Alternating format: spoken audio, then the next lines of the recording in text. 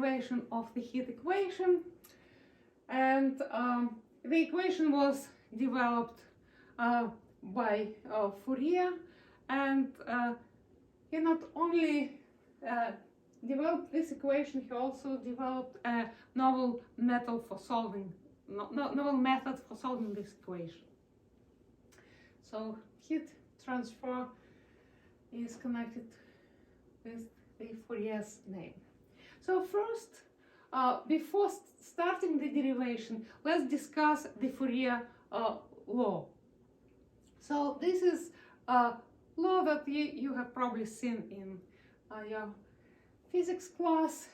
So Fourier law is an experimental observation that heat flows from hotter places to colder places. So now let's try to write this experimental observation as a formula. So let's consider a thin rod, and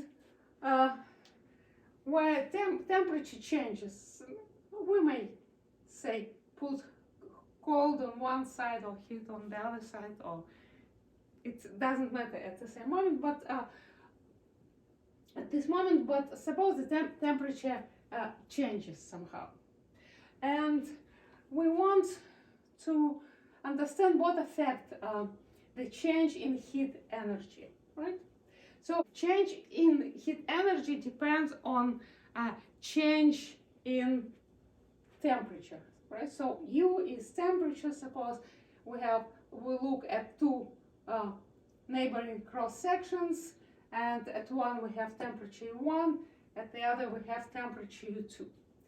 Since heat flows from hotter to colder, so then if delta U, say U2, is positive, then energy delta Q will be negative, since energy, so heat flows in the other direction. So if we have here delta U, we have to put a minus. And also it will depend on some change in time, some change, not change, but I assume here that we have constant cross section. I just put it as delta S, because S I will use later for something else, but related, and H here, the distance between these two cross sections, and K is called thermal conductivity. It depends on material, and it could be a constant in some simplest cases, but it also can depend on, in general, on coordinates and on temperature itself and on time. So here I just listed all of the quantity that are used in this equation, and also put the units. Let's say energy, we measure energy in joules, so everything here is as in SI system. So here, if you forgot what joule is, then I just put here it's kilogram times meter squared over second squared. So temperature in this system is measured in Kelvin, but you also can measure temperature in Fahrenheit or Celsius, and distance in meters, obviously, area in square meters, and time we measure in seconds, and K is this the heat conduction coefficient, some people call it, or thermal conductivity of the material, and that is watt per meter per Kelvin. And here I just remind you what is a joule per second, and since here it's written what joule is, then we can write it in these units as well. So now a quick remark. You have probably seen this equation written in slightly different form, in something like some quantity with sign minus, coefficient, and then gradient of the temperature.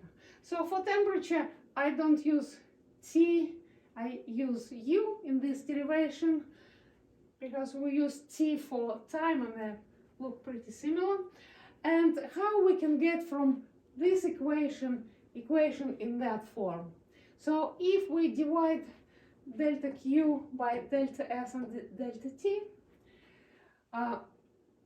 so then we will get this quantity Q tilde, and here we will keep what we have, but in a limit this will give us a gradient. Oh, I will do the computations just with details in a minute.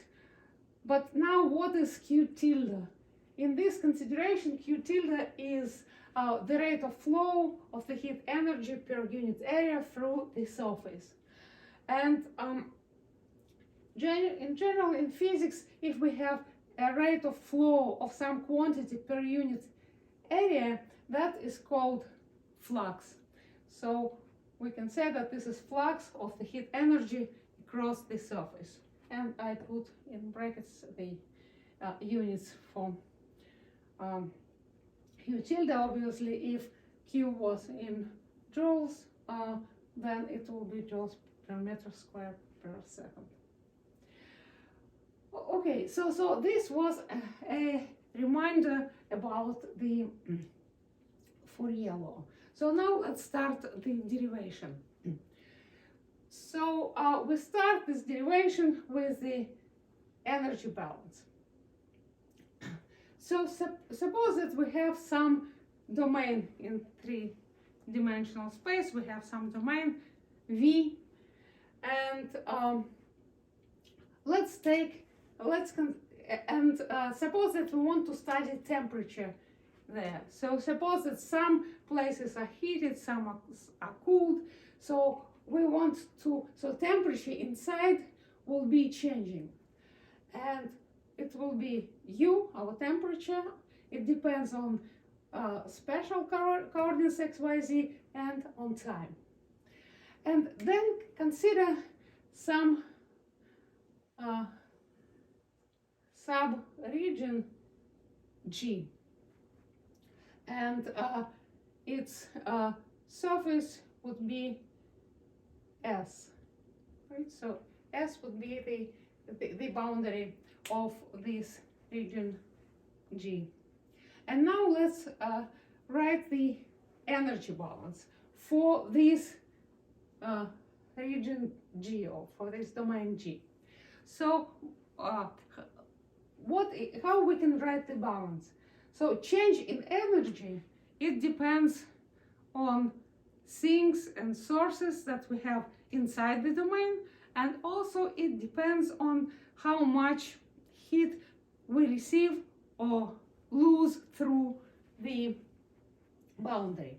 So here I write the change in energy of G. It would be energy, say, due to sources inside G, or they could be sinks, so that would be kind of sources with sign minus. We could think of them this way. And if we have sources here, then heat will go across the boundary, so that would be energy lost. And the difference will give us change in our energy. Or again, here with the other sign, we can receive the energy, right? And this will give us the energy balance. So now let's start with Q3.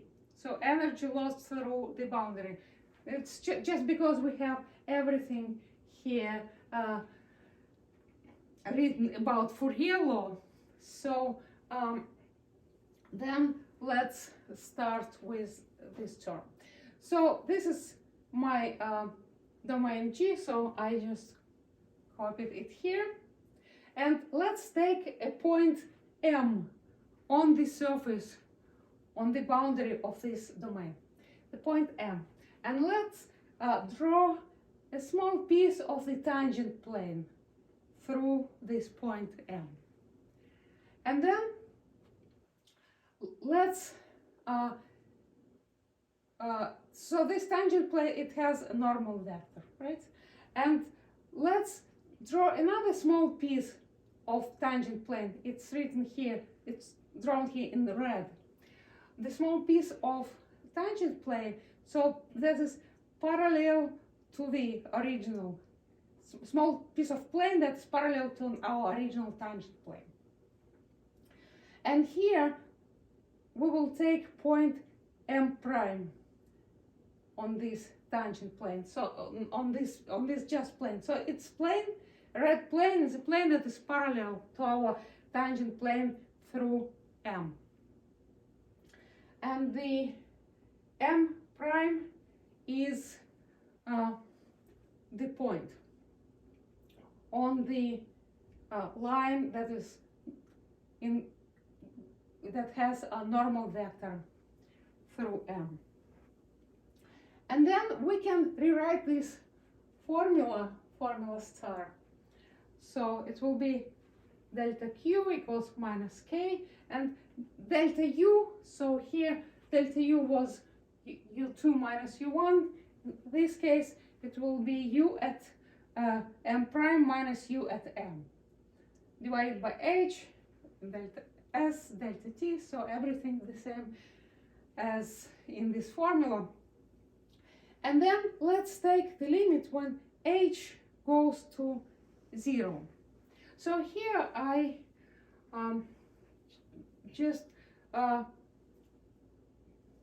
I want to just discuss in details so how we take the limit. So it's clear that if we look at all of the factors, so only this factor includes H.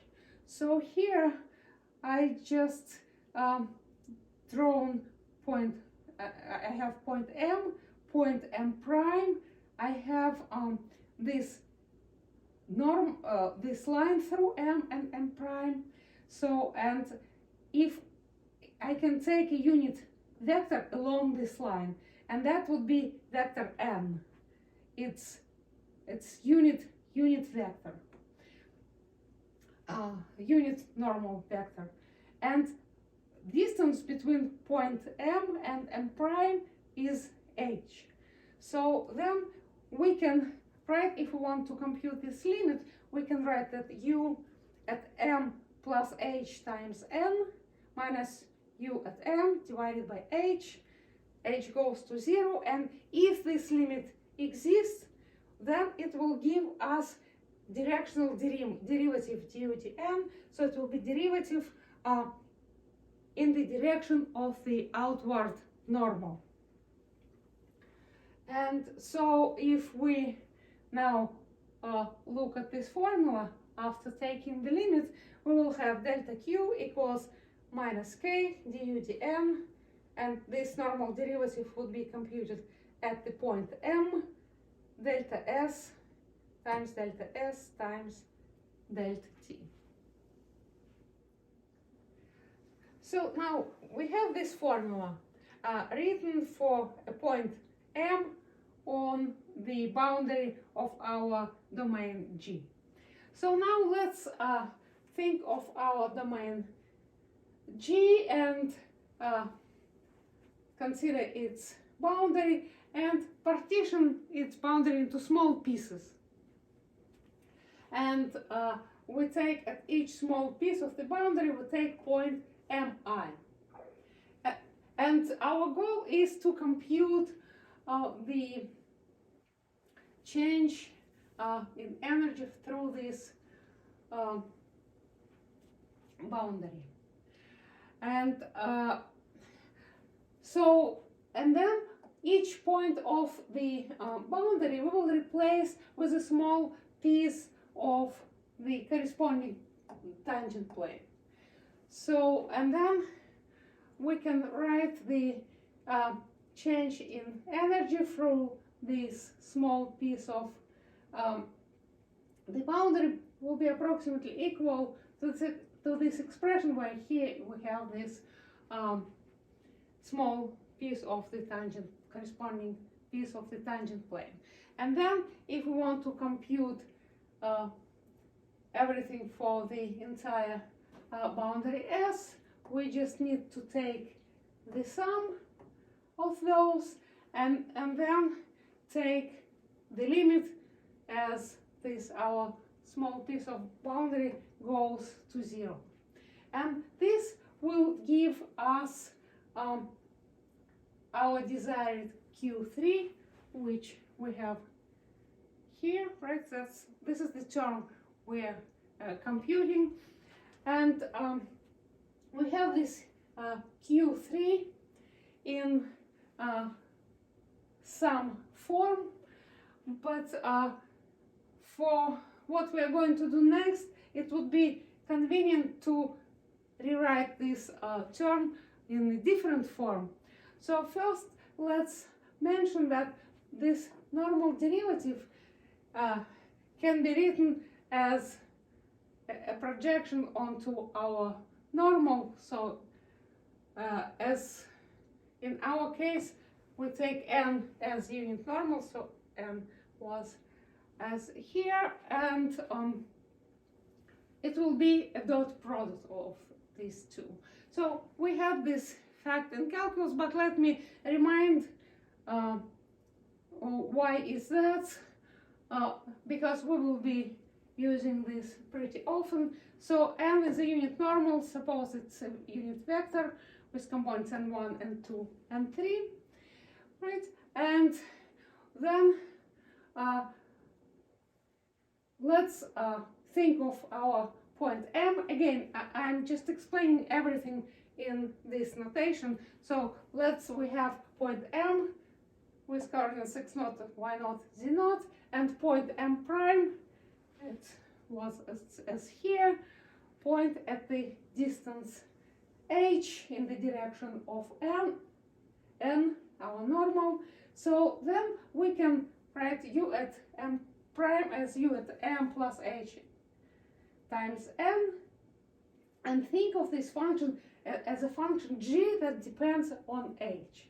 And then if we compute the derivative, then h goes to 0. If we compute the derivative of function g as a function of h, it will be the same as it's written here. It will be our normal derivative, du dn at point m and g prime at 0, right? And it's written this way. And now let's try to get g prime at 0 in slightly different form. So now then we will consider function, the same function g of h as function u of x, y, and z, where x, y, and z in turn depend on h. So we just look at the same function but from slightly different angle, and then we will differentiate it using with respect to h, using the chain rule. So if we use the chain rule, g prime at h, it will be du dx, dx dh, plus du dy, dy dh, plus du dz, dz dh. And this is function g prime at point h, right? So here we have h, and then we can plug, it's for any h, we can set h to be 0, and then we will have this first term with derivative with respect to x. And now if we plug h to be 0, then we will have at the point m, and dx dh is just n1, right? So here we have derivative with respect to y at point m times n2, plus derivative at the point with respect to z at point m at point 3, and this is the dot product of the gradient and our vector n. And now if we compare, it's g prime at 0 equals to this, and on the other hand g prime at 0 equals to that. So we have proven this formula that du dm equals dot product of the gradient and our normal. So now, we finish this proof. So now let's go back to our Q3. So then dUTN can be replaced with, so k is a scalar, so we can think of the vector k times gradient. So it will be this vector times dot product with n. And we have discussed such integrals in video A1. So they are related to flux. And here I just remind you a formula from video A1. So if we have any vector field f and we have integral over the surface S, the S, it's the same as dot product of f and n, which give us normal component of our vector f. And then due to Gauss divergence theorem, we can write this integral as an integral over the domain G of a divergence of vector f. And in our case, vector f is k gradient u. So now we have our Q3 written as integral, so minus delta t is time, still integral over domain G of divergence k gradient u dv. Okay, so we are working with our energy balance equation. I copied it here, and we are finishing working on the last term, Q3, which we wrote in this form. So now a couple of remarks about this term. So if k, this coefficient, is constant, then it can be pulled out, and I just copied Q3 before we applied Gauss's theorem in this form, right? So k can be pulled out outside out of the integral of the integrand, and then here, if then we apply Gauss's theorem, then instead of this divergence of k gradient u, we will just get a Laplacian of u, right? So then our term looks kind of in this simplified form, right? It's if k is a constant. So this is the first remark, and the second remark, instead of using Gauss's divergent theorem to get this term, we could have applied the general Stokes theorem that we discussed in lectures A and B. So here I just wrote it for, since I have everything for k is constant, so for this case, then this formula can be written in as an integral of the 2 form, and then we could have used this Stokes theorem by computing external derivative, and then we would have gotten this, which is basically the same term. It's just a small comment, so you can use either way. And that's all about the term Q3. So now let's discuss this term Q1. So this is our domain G, and we can partition this volume, right, into small, very small elementary volumes. So imagine that we have a point somewhere in GMK and consider a small volume, delta VK. And then if we want to write a change in energy, it will be proportional to the mass of this volume times some coefficient and times change in U with respect to time. And C is called specific heat capacity, and this heat capacity is measured in joule per kilogram per Kelvin.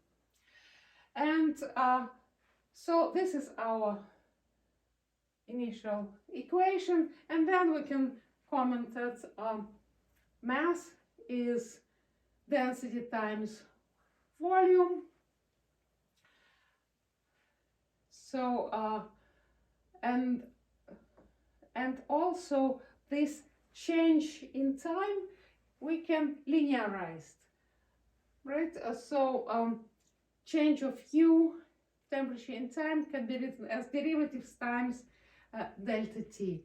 And then if we plug these two into this formula, we will get that it will be CK. This coefficient heat capacity, it's also it may be constant or it may depend on the our variables. So that's why I put it at point K. And then we will have this expression for delta QK tilde, and then we can sum all of this delta QK. Just again, I mentioned that the partition G, so we can sum them all up and then take a limit when delta VK goes to 0, and we will obtain our term Q1 as an integral. So it will be delta T integral over G C rho du dt. So this was term Q1, and now let's discuss Q2. So Q2, we assume that we have some sources, and let's think of F be a density of heat sources inside our domain G, and then of course then Q2 can be written as delta T times F integral over G F dV. And so now we have all of the terms. Now let's go back to our balance equation. I will write it in the form Q1. I put everything into the left hand side. Q1 minus Q2 plus Q3 equals 0. And then we will have that it will be delta T, if we look at all of the expression, times integral over G of this expression. And all this must be equal to 0, right? So dV equals 0. And then, so what is G? G is any subregion of our big body V. So since this is true for any G, then according to lemma from video A1, whatever we have here in the integrand is 0. So this is our heat equation written in this form, and there are some simplifications of this version. So for instance, if we assume that C rho and K, our coefficients, are constant, then we can divide by C rho. So I assume that they're constant, so they're not, they obviously, all these constant, they are positive, right? So if they're positive, if they're constant, they're positive. If they're functions, so maybe at some point they could be equal to 0. So we cannot do, of course, not properly density. So we can divide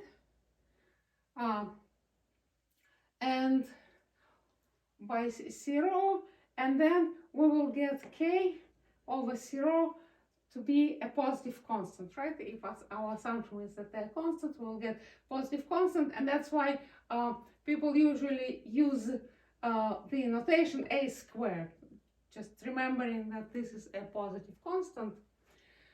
And if in addition we know that f equals 0, so there are no sinks or sources inside the domain, then our equation can be written in this simple form.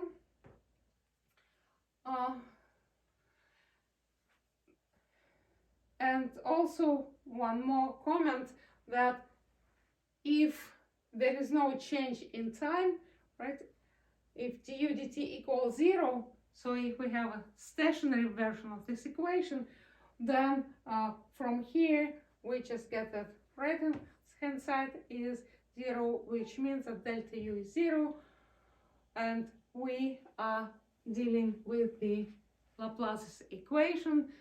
So this was our main equation from this video, the heat equation.